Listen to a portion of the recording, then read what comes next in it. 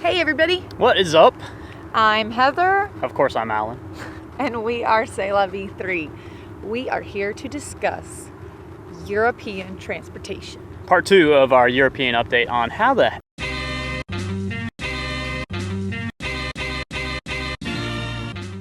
are we going to do this?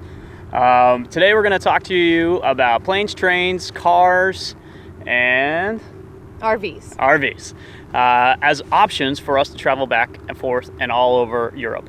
We're going to talk about each one, hit the pros and cons, and yep, this is editorialized and we are biased, so prepare yourself for opinions. And not really, I mean, we're a little knowledgeable, but not really. Yeah, I will say I've been to Europe. Inexperienced. I've been to Europe a few times. I've traveled there. I've had some pleasant experiences on how to use their mass transportation systems, but I would say that's very limited in comparison to people who have lived there full time, or even people who have visited more than me. We're probably going to be wrong on a little bit, but this is what we're basing our decision on and how we feel about everything. So we don't know what we're doing, but we're going to try to get to a decision, and we'll figure it out from there. That's right.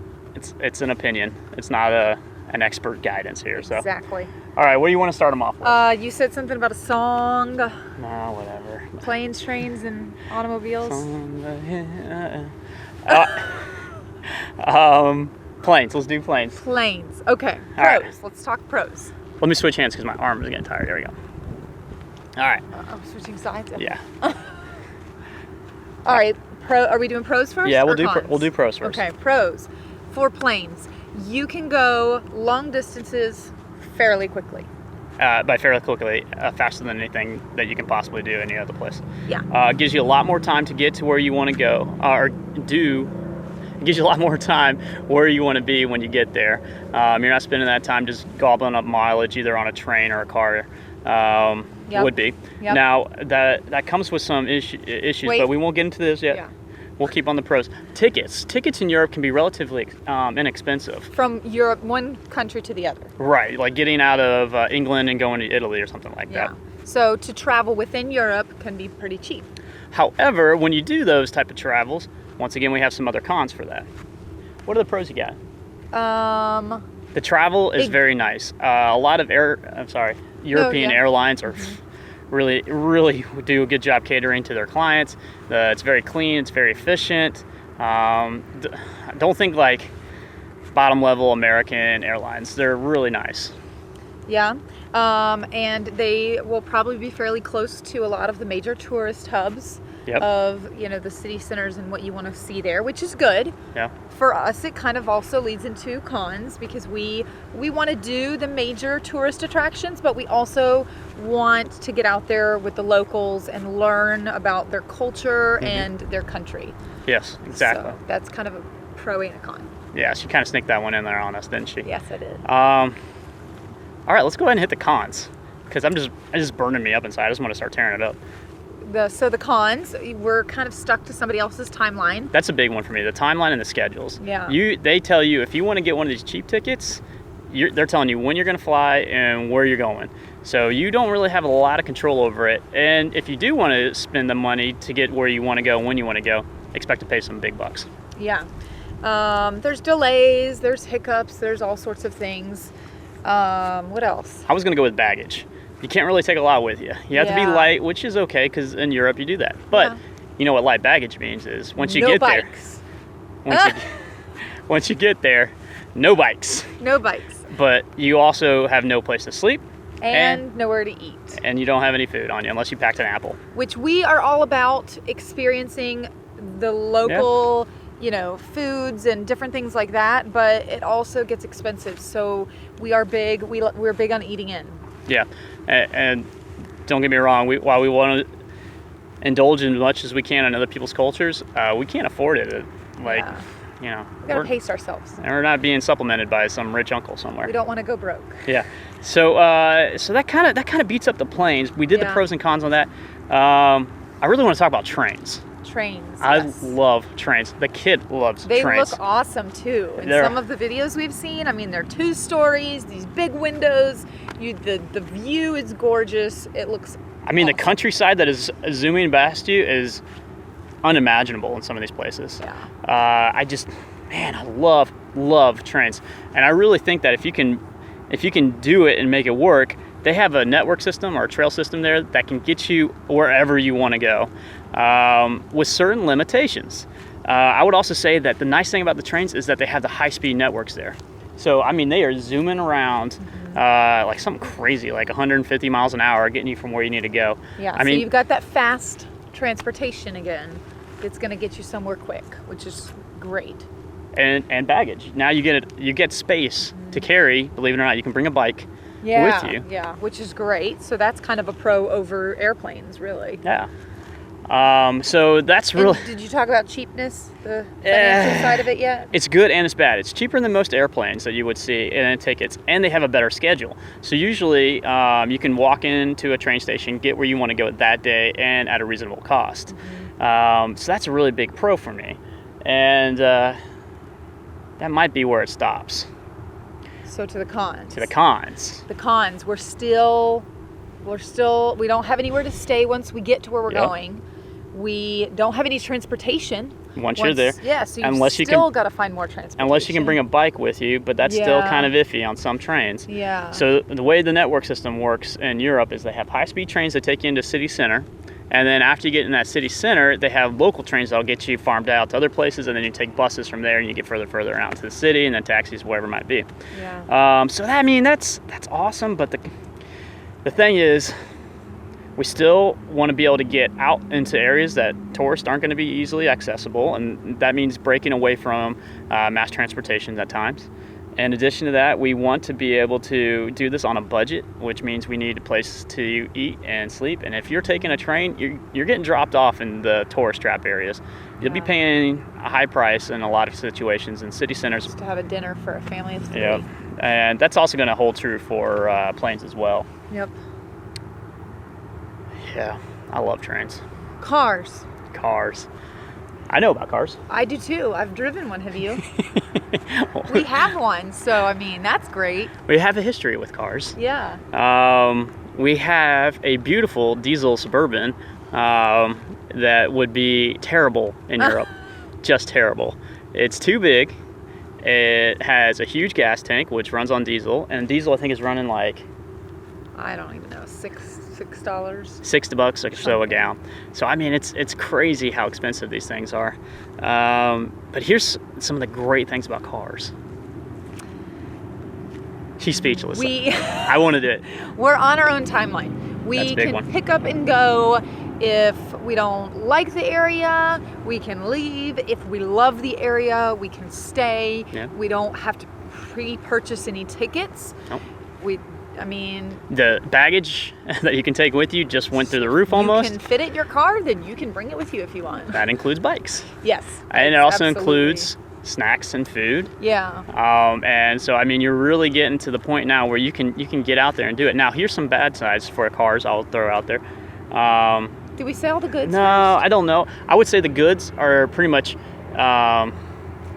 the same as the trains and the planes. But you can get to the outskirts. You can go see all of those castles in the middle of nowhere without having to go, okay, I need a plane ticket, and then from the plane station, from the airport, I need to rent a car or get a taxi. I mean, that's a lot of planning. Yeah. Not to say that I don't plan, because I do. But, if you had a car, you just, all right, we're going to go, and all you have to figure out is accommodations, which is kind of a downside.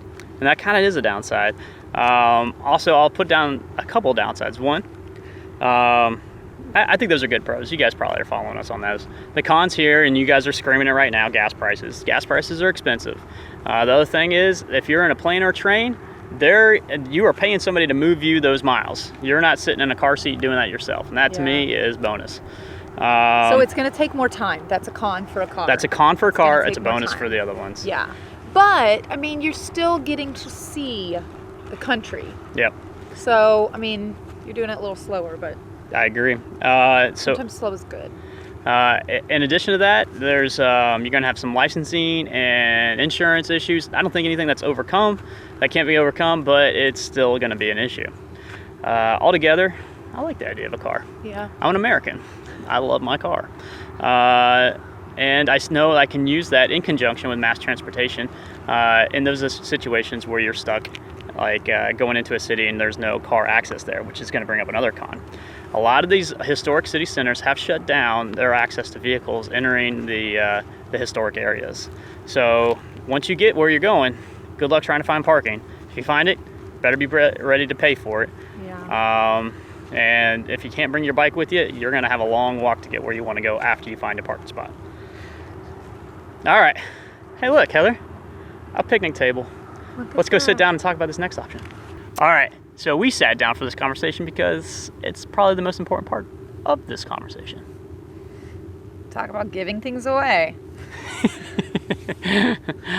All right, the last method of transportation that is not part of the song, I'm not quite sure why, is RVs. Yep. Something that is near and dear to our heart because, frankly, we love them. And we live in them.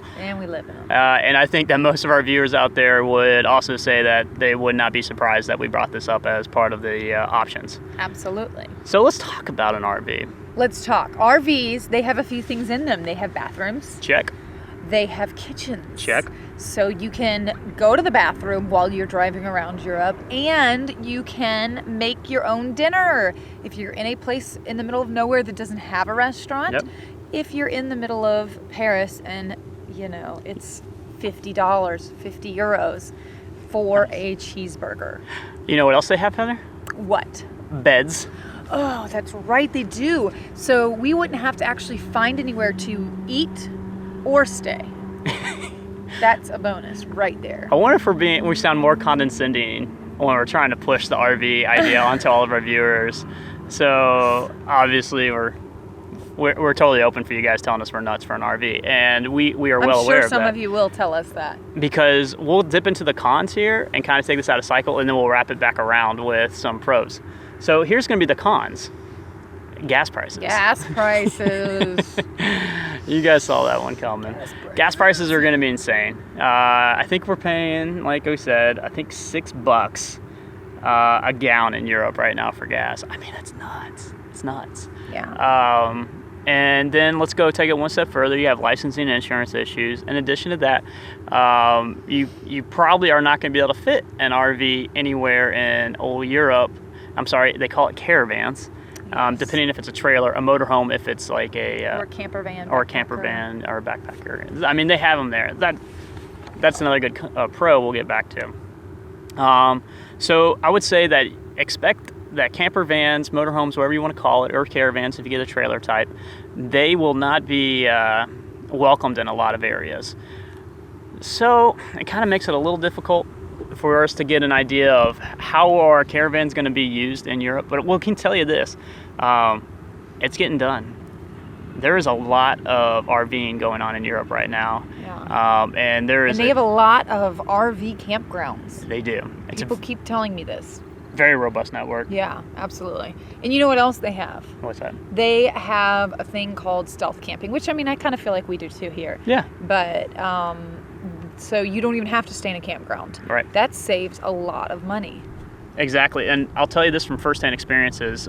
In Europe, I have seen what they call stealth camping, which a lot of people take micro campers or whatever they're called, vans and stuff like that, and they park right outside of their city centers, and they usually have a large parking lot.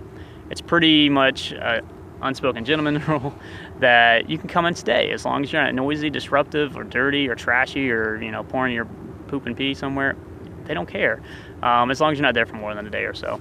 I think a lot of times I've seen these guys, they'll stay there for maybe 2 or 3 nights and they push on to their next destination.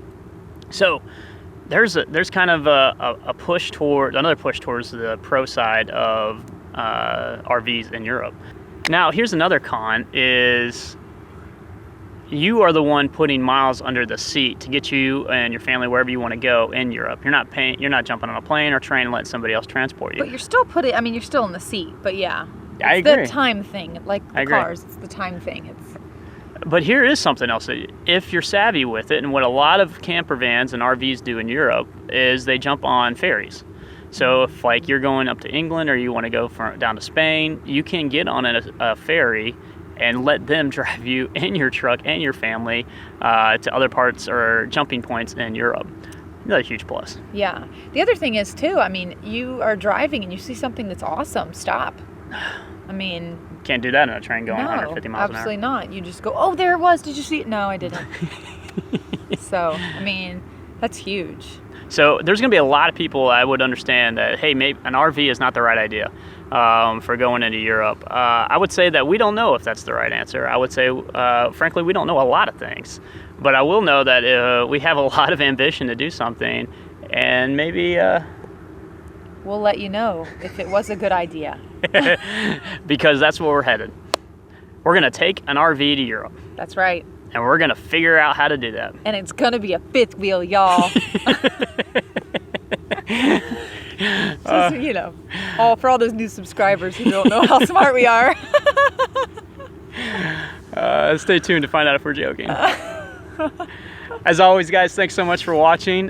Please let us know what your pros and cons are, or if you got other recommendations on how to get around in Europe. And as always, like, again, if you guys know of other families who are traveling Europe, particularly now that we have told you we have decided on an RV, we would love to learn from them and learn from their experiences. So absolutely comment below. Let us know your thoughts, questions you may have. There are some links in there. So yeah, we may not have thought of everything. I guarantee you haven't. Well, yeah, exactly. So we would love to hear your input and experiences as well. So, and don't forget, if you like this video, give us a thumbs up and comment, and don't forget to subscribe. Isn't it normally down I don't know there? if it's here or here. I keep forgetting. Everywhere. Yep, so stay tuned. Next video coming out. We're going to talk about ideas for taking an RV to Europe. Yes. What kind of RV we shall bring, All right. other than the fifth wheel. Just kidding. All right, guys. Thanks so much for watching. Have a great day. And we'll talk to you soon. Bye. Bye.